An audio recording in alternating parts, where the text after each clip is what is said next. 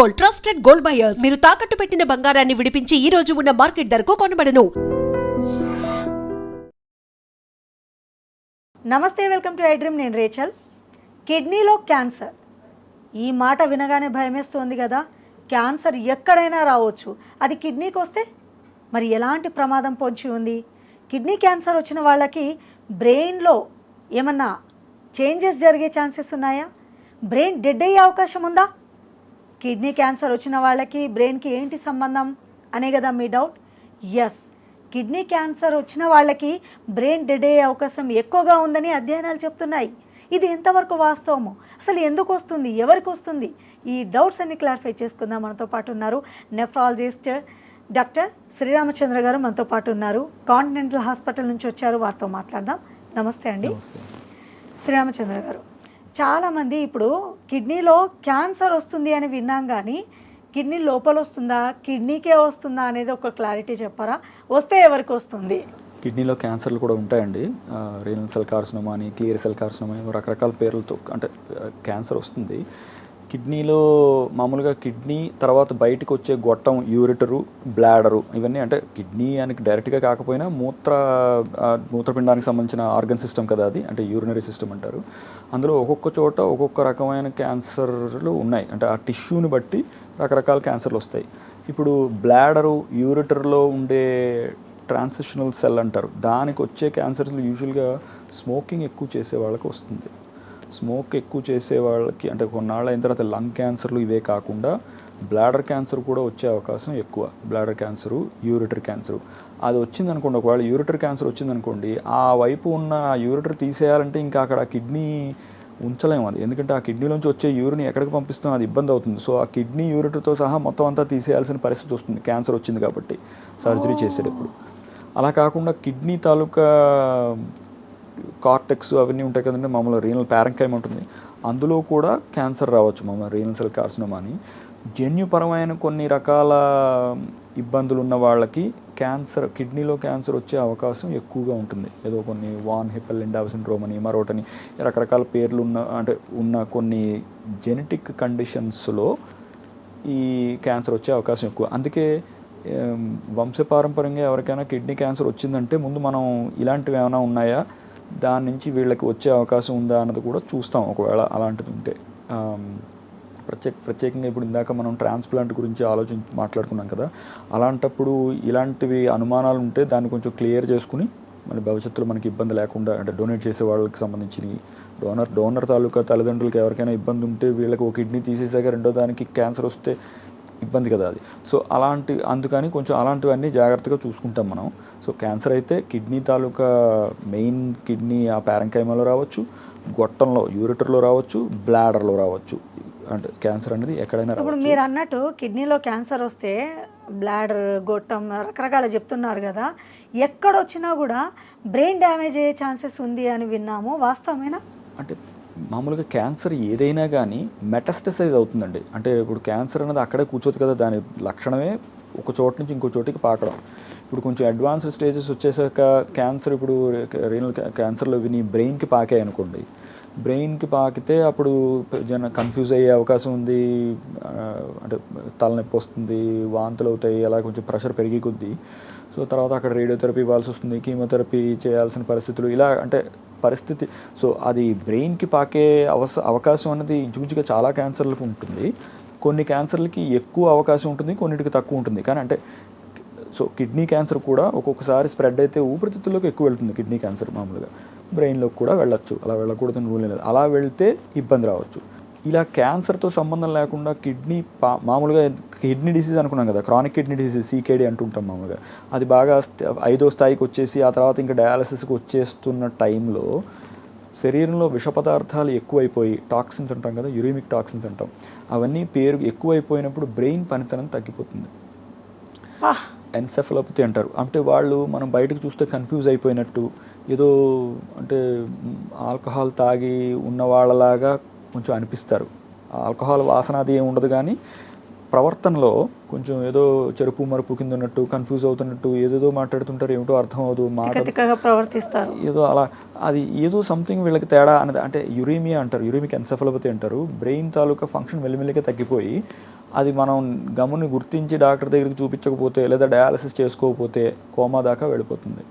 Brain పనితనం పూర్తిగా పోయి కోమా దాకా వెళ్ళాక ఇంకా ఆ తర్వాత ప్రాణం పోయే అవకాశం ఉంది మామూలుగా. అంటే మీరు అడిగారు కాబట్టి చెప్తున్నాను.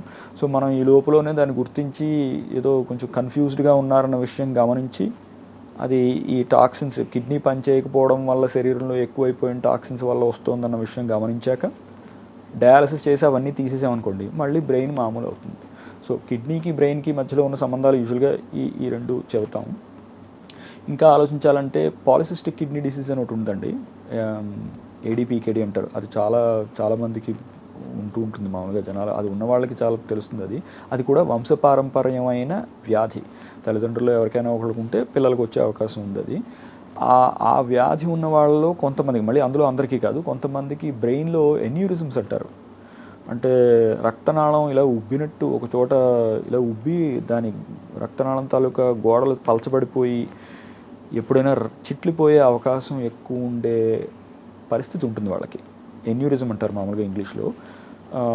చిట్లిపోయే పరిస్థితి వచ్చింది అని అంటే అది ఏజ్లో పెద్దవాళ్ళకే వస్తుందా, ఎవరికైనా రావచ్చు? ఇప్పుడు ఆ వ్యాధి చిన్నవాళ్ళకు, అంటే చిన్నవాళ్ళకంటే మరీ చిన్నవాళ్ళకి అంటే 40 ఏళ్ళు ఆ ప్రాంతంలో. ఇప్పుడు తల్లిదండ్రులకి ఏ వయసులో అయితే కిడ్నీకి ఇబ్బంది బయటపడుతుందో అదే వయసులో పిల్లలకు కూడా వచ్చే అవకాశం ఉంది.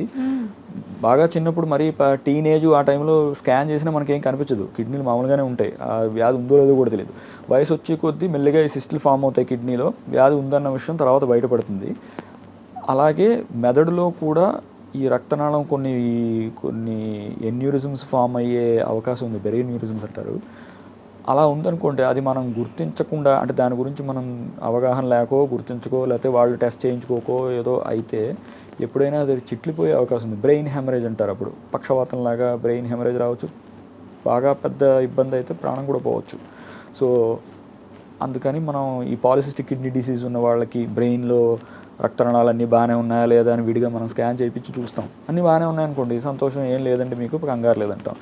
ఏదైనా ఉంటే అది చిట్లిపోక ముందే దాన్ని ఏం చేసి దాన్ని స్టెబిలైజ్ చేయాలో, క్లిప్ పెట్టాలా లేకపోతే స్టాండ్ పెట్టాలా, ఏదో దానికి మళ్ళీ ఏదో చేసే ఉంటాయి భవిష్యత్తులో ఇబ్బంది రాకుండా. ఎందుకంటే ప్రాణాంతకమైన వ్యాధిగా కూడా మారచ్చు కదా. కిడ్నీ బాగానే ఉంది కానీ బ్రెయిన్లో ఇబ్బంది ఎలా డాక్టర్ గారు, ఇప్పుడు కిడ్నీ బాగానే ఉంది, క్యాన్సర్ ఉందో లేదో డయాగ్నోస్ చేయాలంటే ఎలాంటి టెస్టులు చేస్తారు మీరు? ఎవరైనా చేయించుకోవచ్చా? అంటే మామూలుగా క్యాన్సర్ గురించి అందరికీ, కిడ్నీ క్యాన్సర్ గురించి మామూలు మిగతా స్క్రీనింగ్ చేసినట్టుగా చేయాల్సినంత అవసరం లేదండి, దాని ఫ్రీక్వెన్సీ తక్కువ.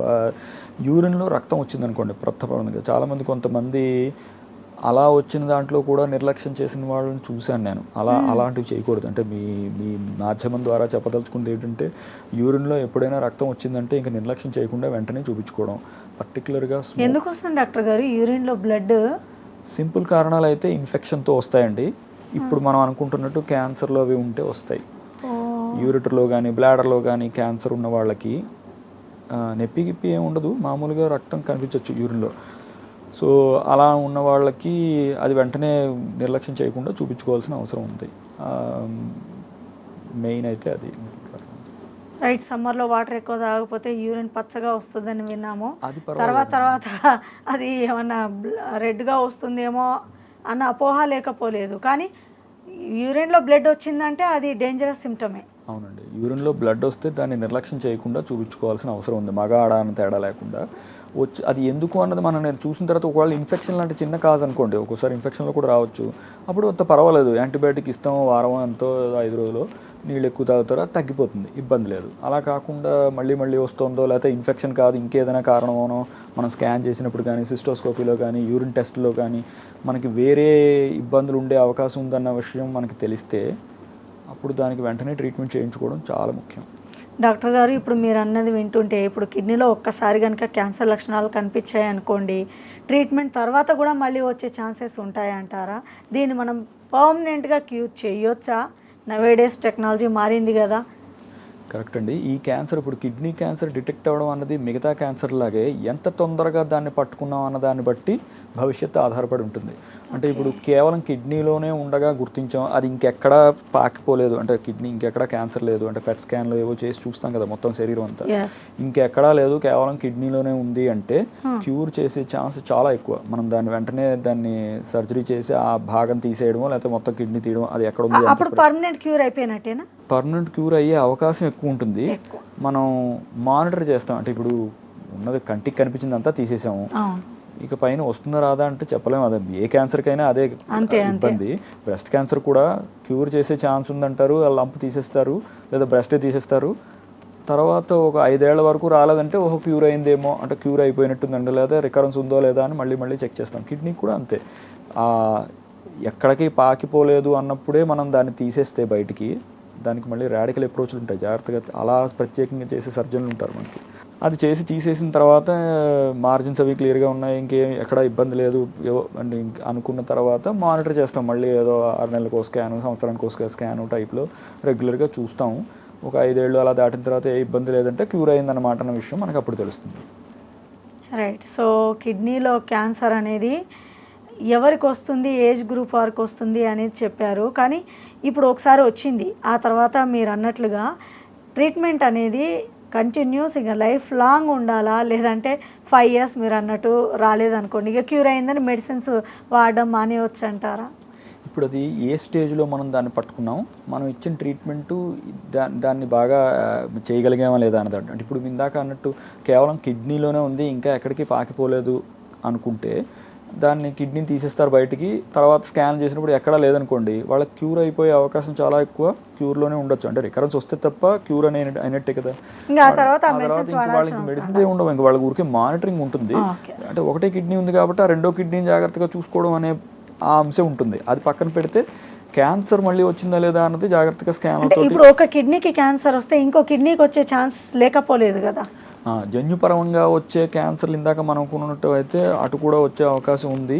ఇలా సిస్ట్ లాగా మొదలయ్యి తర్వాత అందులో సాలిడ్ కంపోనెంట్ వచ్చి క్యాన్సర్ వచ్చే అవకాశం ఉంది. మనం దాన్ని మానిటర్ చేస్తాం. మనం ఆబ్వియస్లీ చూసేటప్పుడు దాన్ని కూడా చూస్తాం, ఆ అవకాశం ఉందా లేదా అని గ్రహిస్తాం.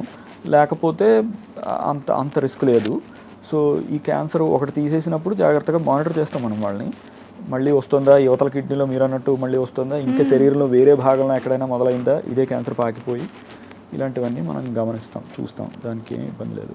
రైట్. ఇప్పుడు ట్రీట్మెంట్ ఏం అందుబాటులో వచ్చింది డాక్టర్ గారు? ట్రీట్మెంట్ అంటే ఇప్పుడు ఒకవేళ స్ప్రెడ్ అయిపోయింది అనుకోండి, మనం గుర్తించేపాటికే ఇంకెక్కడో బోన్స్లోకో లంగ్స్లోకో మనం ఇందాక అనుకుంటూ ఎక్కడికో వెళ్ళిపోయింది అనుకోండి, అప్పుడు సర్జరీ చేసి ఇది తీసేయడంలో పెద్దంత ఉపయోగం లేదు. ఎందుకంటే క్యాన్సర్ ఇంకో చోట ఆల్రెడీ ఉంది. అంటే తీసేయాల్సి వస్తే ఒక్కోసారి లోకల్ కాంప్లికేషన్స్ కోసం తీస్తారు, ఒక్కోసారి నెఫ్రెక్టమీ చేయొచ్చు. కానీ పూర్తిగా అక్కడే ఉన్నప్పుడు తీయడం వాళ్ళకి దానికి ఉన్నంత ఇంపార్టెన్స్ ఇప్పుడు ఇంకా పోయింది. ఎందుకంటే వేరే చోటుకి వెళ్ళిపోయింది, ఎక్కడ పడితే అక్కడ సర్జరీలు చేయలేం కదా. అది ఇంకా అప్పుడు కీమోథెరపీ అండ్ రేడియోథెరపీ ఈ రెండింటిని వాటి పాళ్ళలో సమన్వయం చేసుకుని దేనికి ఏది రైట్ అన్నది మళ్ళీ ఆంకాలజిస్టులు వాళ్ళతో మాట్లాడి ట్రీట్మెంట్ ఇస్తాం. కీమోథెరపీలు, బయాలజికల్ థెరపీలు, ఇలాంటివన్నీ రకరకాల మందులు వచ్చాయండి. ఇదివరకులా కాదు, చాలా మందులు వచ్చాయి. రెస్పాన్స్ రేట్ కొంచెం బాగుంటుంది, అంటే మనం బాగా కంట్రోల్ చేయగలిగిన పరిస్థితి ఉంది. అలా అని క్యాన్సర్ అన్నాక ఒక స్థాయి దాటి వెళ్ళిపోయాక ఇంకా మనం చేసినా బ్రెయిన్లోకి వెళ్ళిపోయి అలా కొన్నిసార్లు పేషెంట్లను కోల్పోతూ ఉంటాం. అది కూడా జరుగుతుంది. క్యాన్సర్ అంటేనే అది అందుకే తొందరగా గుర్తించడంలో ఇంపార్టెన్స్. తొందరగా గుర్తిస్తే క్యూర్ చేయగలుగుతాం, అలా కాకుండా కొంచెం లేట్ అయిపోతే కష్టం అవుతుంది. చాలా బాగా చెప్పారు డాక్టర్ గారు. నిజంగా కిడ్నీలో క్యాన్సర్ అనేది చాలా ప్రమాదకరము, అది బ్రెయిన్ని కూడా డ్యామేజ్ చేసే ఛాన్సెస్ ఉన్నాయి అంటున్నారు. అయితే ఏంటంటే ముందుగా డయాగ్నోస్ చేసుకోవాలి, దానివల్ల ఈ ప్రమాదం బారిన పడ్డా కూడా నివారించే అత్యాధునిక చికిత్సా విధానాలు అందుబాటులోకి వచ్చాయని తెలియపరిచారు. Thank you so much. And for more videos, please subscribe to iDream channel. Subscribe to iDream Media. Please subscribe to iDream. Please subscribe to iDream. Please subscribe iDream. And please subscribe to iDream. For more videos, subscribe to iDream. please like, share and subscribe to the channel. Congratulations, iDream. Subscribe to iDream. Subscribe to iDream. So subscribe to iDream Media. iDream team andarki huge congratulations. Please subscribe iDream Media. Please subscribe to iDream. Subscribe iDream. Please subscribe to iDream. iDream అంటే నా కళల ఛానల్ను subscribe చేసుకున్న నోరు తిరుగుతలేదు, మీరైతే గంట గుర్తు కొట్టండి. For more such videos, please subscribe to iDream. Subscribe to iDream. Please subscribe to iDream. Please subscribe iDream Media. Please do subscribe to iDream. Please subscribe to iDream Media. For best entertainment and information, please subscribe iDream. And don't forget to subscribe to iDream.